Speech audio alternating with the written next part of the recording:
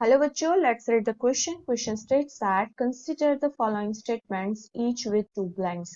Which one of the following options correctly fills the blank in any two of the above statements? यहाँ पे हमें 3 fill in the blanks दिया हुआ है और हमें उसे correctly fill up करना है. First जो है वो क्या बोल रहा है कि annelids have dash and insects have dash for the excretion. Right? तो अगर हम एनालिड की बात करें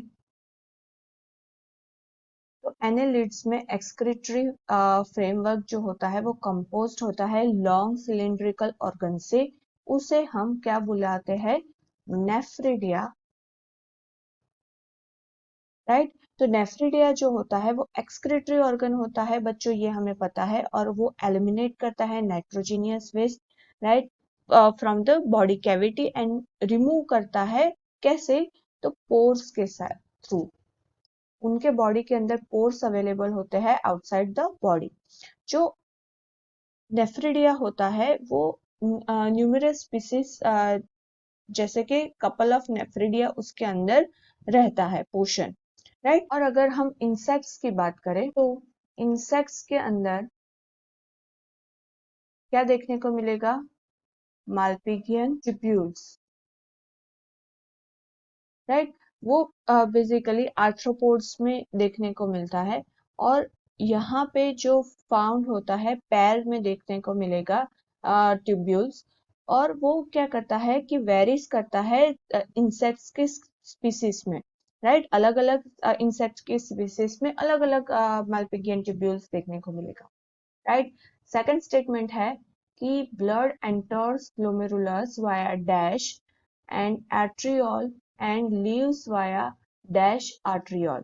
तो बच्चों हमें पता है कि जो ब्लड होता है वो पहले कहाँ पे आएगा?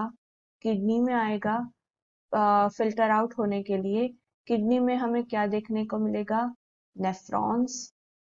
और नेफ्रॉन्स के अंदर जहाँ पे फर्स्टली ब्लड फिल्टर आउट होगा उसे हम बोलते हैं ग्लोमेरुलस.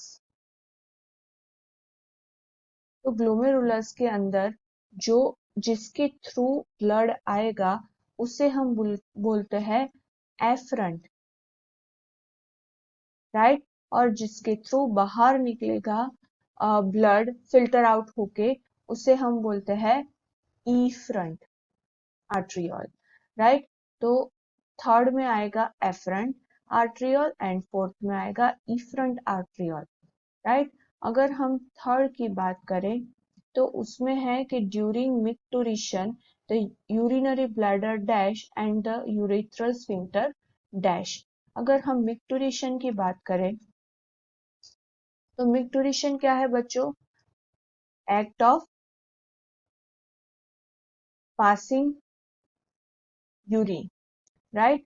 वो एक रिफ्लेक्स एक्शन है. जब कभी यूरिन ब्लैडर में भर जाता है, राइट, तो यूरिनरी ब्लैडर क्या होता है? कॉन्ट्रैक्ट होता है, राइट.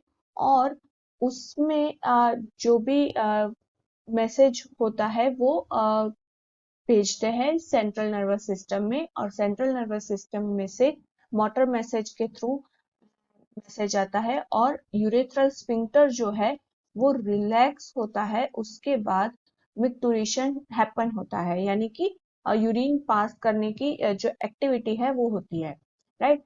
तो नंबर 5 में आएगा कॉन्ट्रैक्ट और नंबर 6 में आएगा रिलैक्स, राइट. तो यहाँ पे अगर हम ऑप्शंस की बात करें तो ए में बोला है कि मालपिकियन ट्यूब्यूल्स जो कि 1 नंबर में है, तो एनालिड्स में नेफ्रिडिया देखने को मिलेगा, तो ये ऑप्शन गलत है. अगर बी की बात करें तो थर्ड में बोला है एफरंट जो कि करेक्ट है, फोर्थ में बोला है इफरंट करेक्ट है, 5 में कॉन्ट्रैक्ट एंड 6 में रिलैक्स, तो ये करेक्ट है. अगर सी की बात करें तो 1 में नेफ्रिडिया जो कि करेक्ट है, सेकंड में मालपिकियन ट्यूब्यूल्स करेक्ट है, फिफ्थ की बात करें तो उसमें रिलैक्सिस बोला है तो वो गलत हो जाएगा. और डी में इफरंट जो है वो बोला है थर्ड नंबर में जो कि गलत है, राइट. तो हमारा करेक्ट आंसर हो गया B, right. Hope you understood it. All the best. Thank you.